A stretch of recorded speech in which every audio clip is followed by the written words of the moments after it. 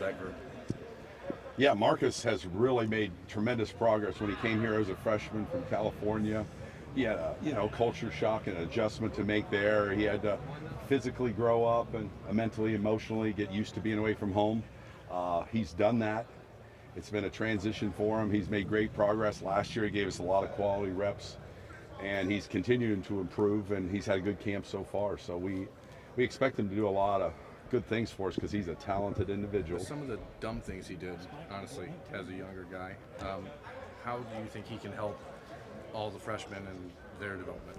Well, Marcus is quiet by nature, but in our small group, the tight ends, he does a great job with the young tight ends, talking to them, leading them, trying to help them understand the right way, the Buckeye way to do things. So I think he's grown a lot in that, and I think he wants to pass on that to the young guys that, hey, you don't have to make some of the mistakes I made in the past in order to learn from me.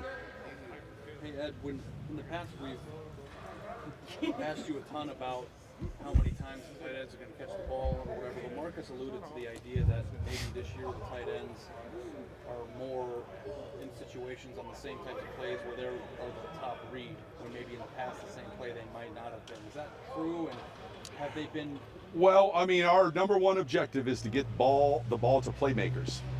And as we develop this offense and go through training camp, we're trying to find out who the consistent playmakers are. Marcus has shown that he can be one, so have some of the other tight ends. So more and more they become a primary receiver in the progression. So we put in passes, or the progression takes the ball to them early.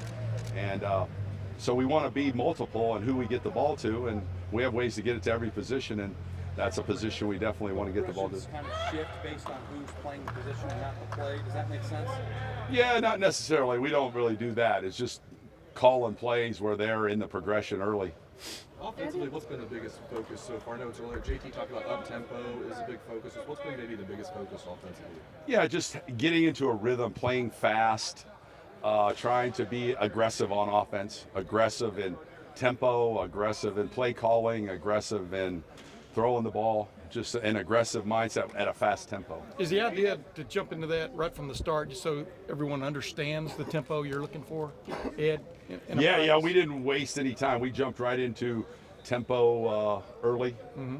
And we obviously in these long practices can't do that the whole day, but we have certain segments where we emphasize the tempo, and we mix it in there. So it's a way for us, again, to be the aggressor on offense. You got one of the best quarterbacks in the country, but behind him you have 2-3 guys that have never taken a college snap. How do you get the quarterbacks up to speed behind JT? That is a challenge for us. It's a good challenge because Joe Burrow's come a long way and had a great spring game and has really continued to develop from there. And our freshman quarterback, Dwayne, is really a talented individual. We like him. So we get a lot of reps in practice. So the one thing about tempo is we might be able to get 20 more reps. So guess who's going to get those? It won't be JT. It'll be those two guys, so that, again, they can get more work. Some young receivers, young running backs, young linemen. So the extra reps that we can pick up going at a little faster tempo is going to help our quarterbacks. Is Pat good to go physically? What's that? Is Pat good to go physically? Yes, he is. Mm-hmm. And he's on the plan we want him to be on. Pat's been here, 5-year guy, so we know what Pat can do and will do for us. So we're just being real smart with him through early camp. No real concerns. Talk about no concerns at all. Talk about with this young team how valuable it is for you to look back there and see JT running things. Well, whether you had a veteran team or a young team, to have a JT Barrett, one of the best quarterbacks in the country, somebody you trust, you respect, and is a great leader, I mean, that's where it all starts. So it gives you more options. You have more ability to run a variety of plays. He's all-purpose. He can run the ball well. He can throw the ball short, medium, and long. And, great leader. So it just makes you feel good. When you got Pat Elflein at center, JT Barrett, that's a great starting point. Ed, are you already seeing the benefits of coaching tight ends so that you can more focus on the offensive side of things as the offensive coordinator? Are you seeing any benefits thus far that are showing up? Well, with a guy like Greg Stadura here, that allows him to have eyes on 5. I can have eyes now, instead of on those 5, more on the 6 skill. We have great coaches at the skill, but it allows me to have eyes on that a little bit more, and just see things and be more involved in the whole package. I mean, you know, now it's just kind of a better fit in terms of doing the whole thing. Yeah, I joked with Marcus. Is the reason the tight ends might see more action, more balls this year is because the offense coordinator's their coach.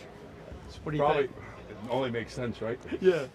But seriously, when you moved upstairs to the Michigan game, from then on, the offense seemed What game? What game? The game against y'all's Team up rival. north? Okay. I think they're called Michigan. But anyway, when you moved over from that point on, what did you see offensively that clicked? I mean, what did you see that maybe was different? Well, the whole thing about being removed like that elevated as you can process all the information without it being relayed to you. Someone doesn't have to see it, tell it to you, then you don't have to listen to it, process it, and then make a decision. You can do all that on your own. Yeah. So that transition time is 1 or 2 seconds instead of 7 or 8 seconds, and then you can go faster. Or you have more time to think. If you don't want to go faster, you have a little more time to decide. So, and you see all the nuances. You know, you don't have to have somebody tell you, hey, well, the corner's playing heavy inside to the field and the boundary will linebacker's always doing this.